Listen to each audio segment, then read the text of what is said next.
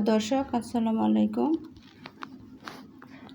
আমি আজকে ঝাটকা মাছ আছে না, ছোটো ইলিশ মাছ যেগুলোর কয়, ওই ঝাটকা মাছ দিয়ে পুরকল বা দুন্দুল দিয়ে আলু দিয়ে ঝোল রান্না করব।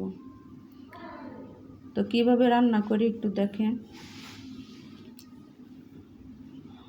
আমি প্রথমে ঝাটকা মাছটি ভাজি করতেছি। যে ঝাটকা মাছগুলো ভাজি করতেছি, আগে আমি এখন উল্টে দিলাম। উল্টে না দিলে তো ভালো করে ভাজা হবে না। তারপর আমি আবার আরও 4টা মাছ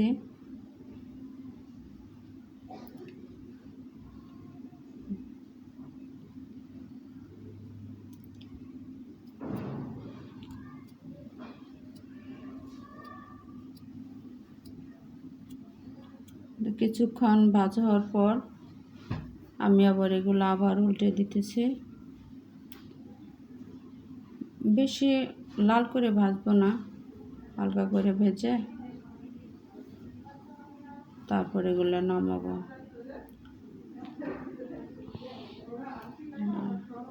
এখন আমি ওই তেলের মধ্যে আমি পেঁয়াজ আর কাঁচামরিচ কুচি দিয়ে দিলাম। তারপরে আবার একটু তেল দিলাম, একটু নাড়াচাড়া করতেছে। নাড়াচাড়া করার পর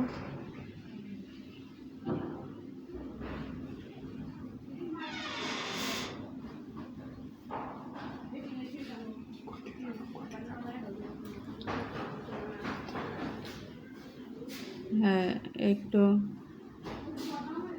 কিছুক্ষণ এটি ভাজবো। পেঁয়াজ কুচি আর মরিচ কুচি কিছুক্ষণ ভাজার পর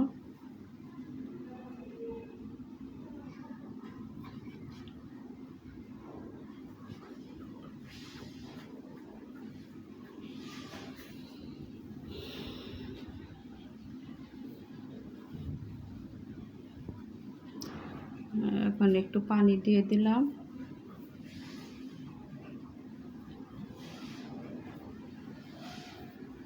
বেশি পানি না, অল্প পানি, যাতে এগুলো মরিচের গুঁড়ো, হলুদের গুঁড়ো, এখন আমি একটু হলুদের গুঁড়ো দিলাম, মরিচের গুঁড়া দিলাম। দেওয়ার পরে একটু ভালো করে নেড়ে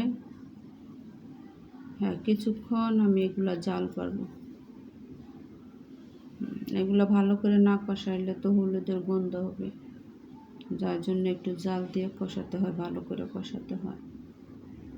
একটু লবণ দিয়ে দিলাম।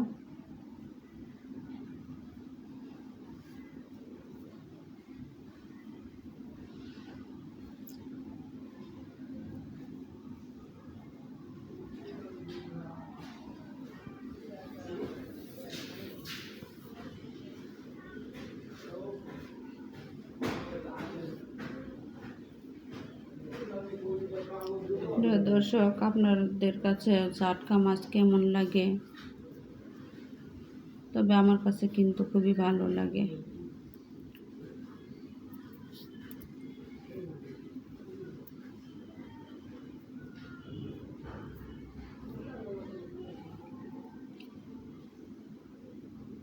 এখন আমি সবজিটা দিয়ে দিলাম, ধুন্দুল আর আলু।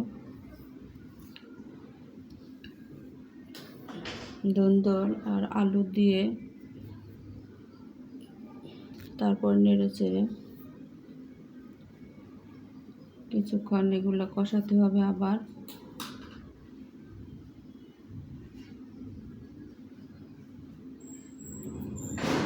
দেখেন কি সুন্দর কালারটা আসছে, তাই না? অনেক সুন্দর কালার। ধুন্দুলটা ভাজি খেতেও ভালো লাগে, ঝোল খেতেও ভালো লাগে।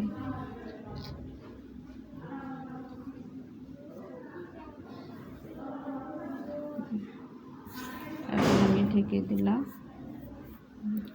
এবার কিছুক্ষণ পর আবার আমি একটু নাড়াচাড়া করলাম, দেখি হয়েছে কি না, কষানো হয়েছে কি না।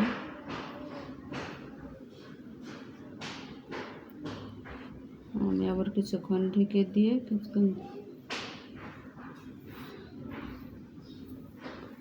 তরকারিটা জাল করে এখন আবার আমি একটু ঝোল দিয়ে দিলাম। এখন এই যে মাছ ভেজে রাখছিলাম ওই মাছগুলো আবার দিয়ে দিলাম।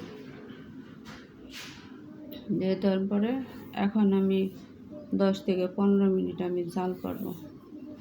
তরকারিটা জাল করে তারপর আমি নামিয়ে ফেলবো।